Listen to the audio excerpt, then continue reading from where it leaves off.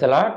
ప్రియమైనటువంటి దేవుని సంగమా, ఈనాడు ప్రభువారు మనకు బోధ చేస్తున్నటువంటి అంశము వాక్యమును మనం ఎలా వింటూ ఉన్నాం. వాక్యమును మనం శ్రద్ధగా సావధానముగా ఆలకించినప్పుడు మనకు ఎటువంటి ప్రయోజనము కలుగుతుంది. అదే వాక్యాన్ని మనం నిర్లక్ష్యముగా ఆలకించినప్పుడు మనకు ఎటువంటి నష్టము కలుగుతున్నది అనేటువంటి విషయాలను ఈనాడు ప్రభువారు మనకి బోధ చేస్తూ ఉన్నారు. ఈ వాక్యాన్ని ఆలకించే ముందుగా ఇంతవరకు ఈ ఛానల్ని సబ్స్క్రైబ్ చేయని వారైనట్లయితే సబ్స్క్రైబ్ చేసుకునండి. ఈ వాక్య పరిచర్యలో మీరు కూడా పాలుభాగస్తులై కావాలని ప్రభు పేరిట మిమ్మల్ని అందరినీ ఆహ్వానిస్తూ ఉన్నాను. అయితే వాక్య ధ్యానంలోనికి మనం వెళ్దాం. ఈనాటి మొదటి పట్టణము నెహమ్యా గ్రంథము 8వ అధ్యాయము 3వ వచనాన్ని చదువుదాం. ఎజ్రా మైదానంనే ప్రజల ఎదుట ఉదయం నుండి మధ్యాహ్నం వరకు గ్రంథము చదివెను, ఎల్లరూ సావధానముగా వినిరి. చూడండి ప్రియ విశ్వాసులారా, ఎజ్రా దైవ గ్రంథమును చదివినప్పుడు, ఉదయం నుంచి మధ్యాహ్నం వరకు చదివినప్పుడు ప్రజలందరూ కూడా సావధానముగా జాగ్రత్తగా ఆలకించారని వాక్యము చెప్తున్నది. ఎప్పుడైతే ప్రజలందరూ కూడా వారు సావధానముగా దేవుని యొక్క వాక్యాన్ని ఆలకించారో, ఆ వాక్యము ఆలకించిన తరువాత ఆ వాక్యము వారికి అర్థమయ్యింది అని మనకి బైబిల్ గ్రంథం చెప్తూ ఉన్నది. ఎప్పుడైతే మన వాక్యాన్ని జాగ్రత్తగా ఆలకిస్తామో అప్పుడు మనకు వాక్యము అర్థమవుతుంది. వాక్యము అర్థమైన తరువాత ఇది మనకి దుఃఖము కలుగుతుందని బైబిల్ మనకి బోధ చేస్తుంది. ఎందుకంటే వాక్యాన్ని మనం ఆలకించిన తరువాత అది మనకు అర్థమైతే మనం చేసిన ప్రతి తప్పిదమును కూడా మన చేత ఒప్పింప చేస్తూ ఉంది. మనం కోల్పోయిన ప్రతి ఆశీర్వాదాన్ని మనకు గుర్తు చేస్తూ ఉంది. మనం పోగొట్టుకున్నటువంటి ప్రతి దీవెనను మనకి గుర్తు చేస్తూ ఉంటుంది. కనుక వాక్యాన్ని ఎప్పుడైతే మనం జాగ్రత్తగా ఆలకిస్తామో, ఆలకించినప్పుడు మనకు వాక్యం అర్థమవుతుంది. అర్థమైనప్పుడు మనకు దుఃఖము కలుగుతుందని బైబిల్ మనకు బోధ చేస్తుంది. చూడండి, నెహమ్యా గ్రంథము అదే 8వ అధ్యాయము 9వ వచనంలో వాక్యం చెప్తున్నది, ప్రజలు ధర్మశాస్త్రమును ఆలించి దుఃఖము పట్టలేక బోరున ఏడ్చిరి.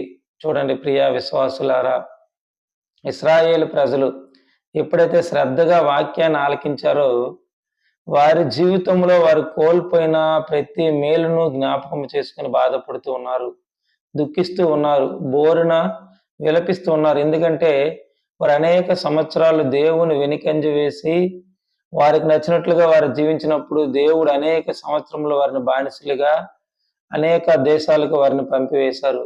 కనుక ఇప్పుడు మరలా దేవుడు ఎప్పుడైతే వారిని ప్రేమించి వారి సొంత దేశానికి తీసుకుని వచ్చారో అప్పుడు వాక్యాన్ని ఆలకిస్తున్నప్పుడు వారు చేసిన ప్రతి పాపం వారి కళ్ళ ముందు కనబడుతుంది.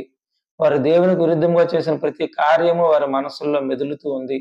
వారు దేవునికి విరుద్ధంగా చేసిన ప్రతి పని కూడా వారి హృదయంలో మెదలాడుతుండడం వల్ల వారు దుఃఖిస్తూ ఉన్నారు. అవును ప్రియ దేవుని సంగమా, నాడు దేవుని సన్నిధిలో కూర్చొని నువ్వు నేను వాక్యాన్ని ఎలాగా ఆలకిస్తూ ఉన్నామనేది ఆత్మ పరిశీలన చేసుకోవాలి.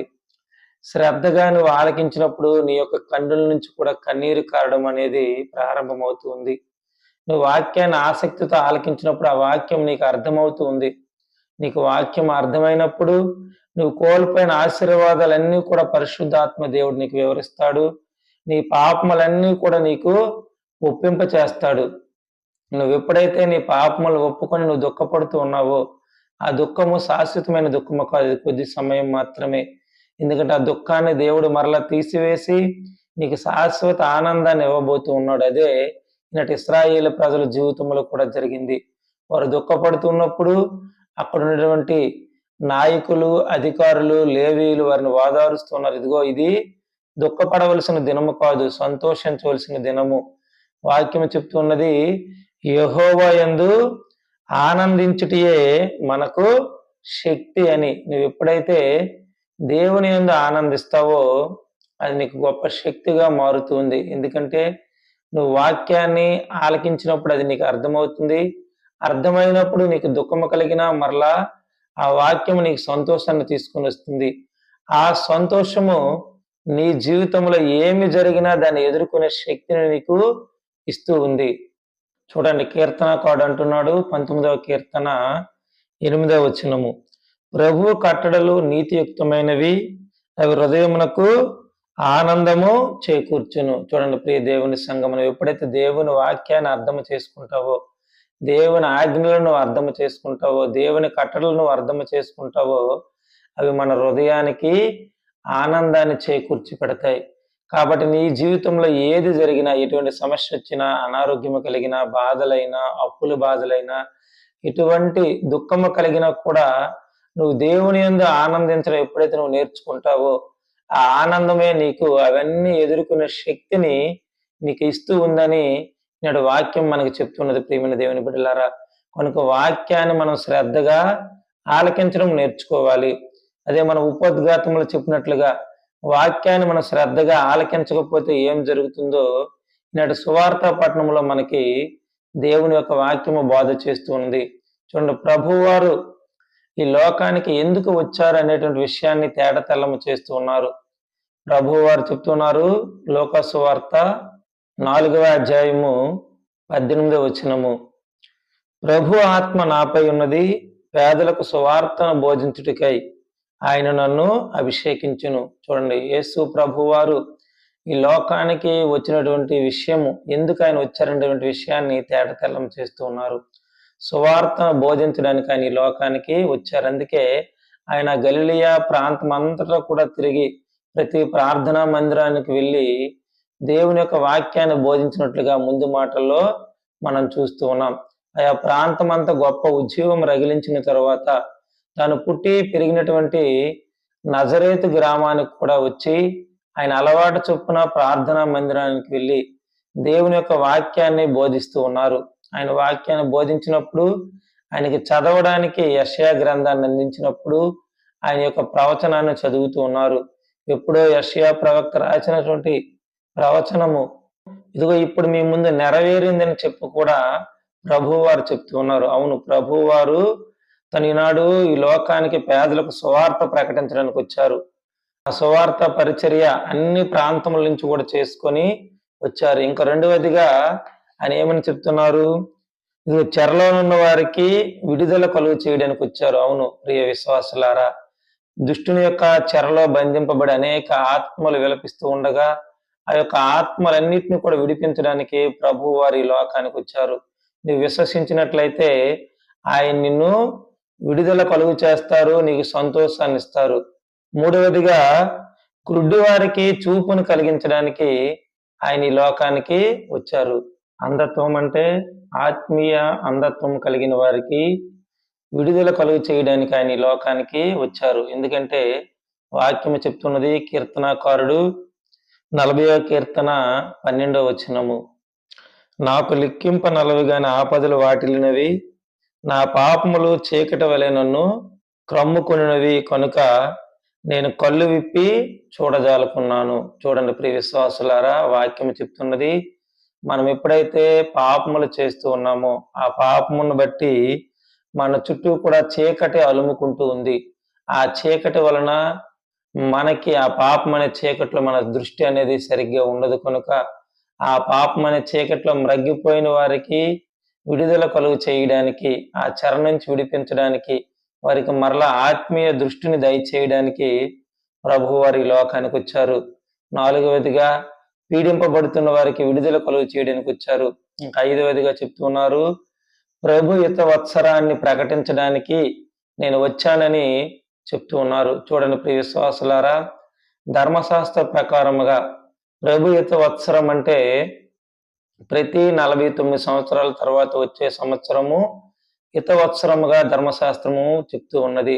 ఆ 50వ సంవత్సరంలో ఇశ్రాయేలు ప్రజలు బానిసలందరినీ స్వేచ్ఛగా విడిచిపెట్టాలి.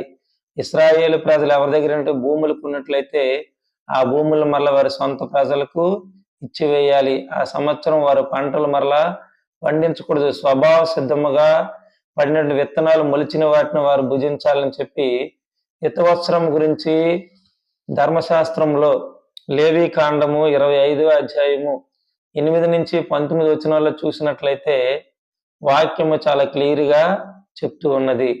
లేవి కాండము 25వ అధ్యాయము 5వ వచనము, ఈ రీతిగా 50 ఏటిని పవిత్ర వత్సరముగా గణింపుడు.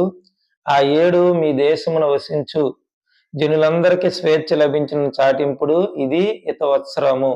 ఈ ఏడు ప్రతివాడు తన భూమిని తాను స్వాధీనము చేసుకును, ప్రతి బానిస స్వేచ్ఛతో తన ఇంటికి వెడలిపోవును. చూడండి ప్రియ విశ్వాసులు, ఈ యొక్క హితవత్సరాన్ని ప్రకటించడానికి వచ్చానని ప్రభువారు చెప్తున్నారంటే, వాస్తవంగా ఆయన భౌతికమైన హితవత్సరాన్ని కాదు గాని ఆత్మీయునటువంటి హితవత్సరాన్ని ప్రకటించడానికి వచ్చానని ప్రభువారు ఆనాటి ఇశ్రాయేలు ప్రజలకు నజరేతు గ్రామంలో బోధ చేస్తూ ఉన్నప్పుడు అక్కడ ఉండే ప్రజలందరూ కూడా వారిలో వారు గుసగుసలు ఆడుకుంటున్నారు.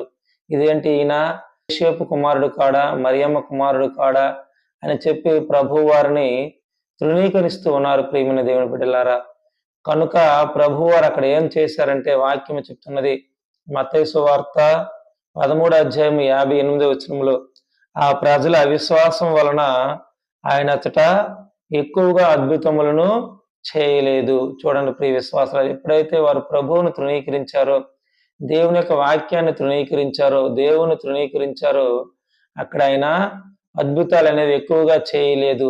ఈనాడు దేవుని వాక్యాన్ని కూడా మన నిర్లక్ష్యంగా ఆలకించి ఆయన తృణీకరించినప్పుడు మన జీవితాల్లో నుంచి కూడా దేవుడు దూరంగా వెళ్ళిపోతాడు. మన జీవితాల్లో కూడా ఆయన అద్భుతాలు చేయడానికి ఇష్టపడడు. ప్రియమైన దేవుని బిడ్డలారా, కనుక ఆనాడు ఎజ్రా దేవుని యొక్క వాక్యాన్ని చదివినప్పుడు ప్రజలందరూ కూడా ఉదయం నుంచి మధ్యాహ్నం వరకు ఏ విధంగా సావధానంగా ఆలకించి వాక్యాన్ని అర్థము చేసుకొని వారి పాపములను ఒప్పుకొని దేవుడిచ్చే గొప్ప సంతోషాన్ని పొందుకొని ఆ సంతోషం ద్వారా దేవుని శక్తిని పొందుకున్నారో, మనము కూడా దేవుని యొక్క వాక్యాన్ని శ్రద్ధగా ఆలకించి ఆ దేవుడిచ్చే శక్తిని పొందుకోవాలని దేవుడు కోరుకుంటూ ఉన్నాడు. దేవుడి కొద్ది మాటలు దీవించిన గాక. ఆమేన్. ప్రార్థన చేసుకుందాం. వీలైన వారు కళ్ళు మూసుకొని ప్రార్థనలో ఏకీభవించండి. ప్రార్థన.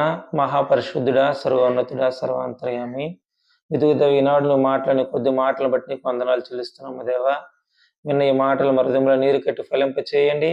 నీ వాక్యాన్ని శ్రద్ధగా ఆలకిస్తూ మా పాపములు కడుక్కొని నీవిచ్చే సంతోషము ద్వారా మేము గొప్ప శక్తిని పొందుకోవడానికి నీ కృప చూపించమని, ఇదిగా నాటి తండ్రి నజరేతు ప్రజల వలె దేవా, నీ వాక్యాన్ని నిర్లక్ష్యం చేయక ఇశ్రాయేలు ప్రజల వలె తండ్రి మేము నీ యందు భయము భక్తి కలిగి జీవించడానికి నీ కృప చూపించమని, ఇదిగో దేవ ఈ వాక్యాన్ని ఆలకించిన ప్రతి బిడ్డను దీవించమని, ఎవరైనా తండ్రి అనారోగ్యంతో బాధపడితే వారికి మంచి ఆరోగ్యమును దయచేయమని, అవిశ్వాసం ఉన్న వారికి విశ్వాసమును దయచేయమని, నీ వాక్యం యందు శ్రద్ధ కలిగి జీవించే జీవితాలను దయచేయమని యేసు పరిశుద్ధ నామములో అడుగుతున్నాము తండ్రి. ఆమేన్. సర్వశక్తి గల పిత, పుత్ర, పరిశుద్ధాత్మ సర్వేశ్వరుడు మిమ్మల్ని మీ కుటుంబాలను దీవించి కాచి కాపాడును గాక. ఆమేన్.